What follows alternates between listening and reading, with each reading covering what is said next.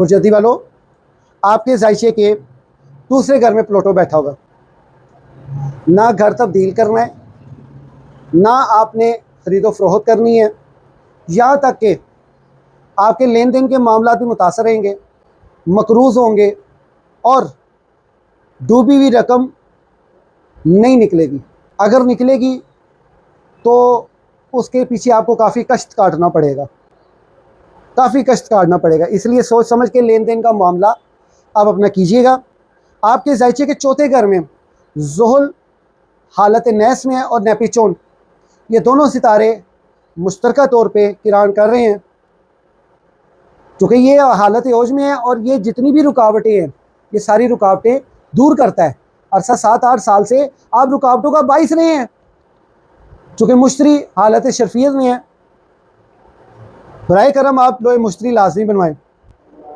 लोहे मुश्तरी से आपको काफ़ी इस्तेफादा होगा, चूँकि ज़ोहरा आपके जायचे के 8वें घर में है और 9वें घर में सुंबला है, इस वक्त हालत शर्फियत में है। इस दौरान आपका जहन जो है ना वो किसी एक मुकाम पे खड़ा नहीं हो रहा, लेकिन ज़हनी सुकून बहुत है। आगे की प्लानिंग्स आपके जहन में बड़ी चल रही हैं, किस तरह करूँगा मैं आगे, क्या करूँगी मैं आगे, किस तरह चलाऊँगी, कौन से मामला कैसे कैसे तय करूँगी। चूँकि मरीज़ आपके जायचे के 10वें घर में है, ये इंतहाई ख़तरनाक अलामत है।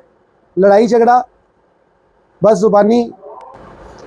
अच्छा, चूँकि मरीख और ज़ुहल हालत नहस में होने की वजह से अभी हर मरीख तो अब आके आपके जायचे के 10वें घर में है, चूँकि ज़ुहल का 60-70 की हालत में होने की वजह से मुखालिफिन जो है ना आपकी इज़्ज़त व वक़ार पे हमला करेंगे, आपका इज़्ज़त व वक़ार ख़राब करने की कोशिश करेंगे, ख्वाह वो मुँह पे करें या पीछे बैठ के करें।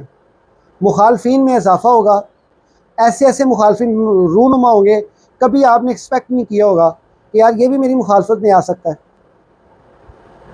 रिश्तेदारों में क्या या रिश्तेदारों से बाहर क्या, आमदन जो है आपकी अदम तवाज़न का शिकार रहेगी ये पूरा साल।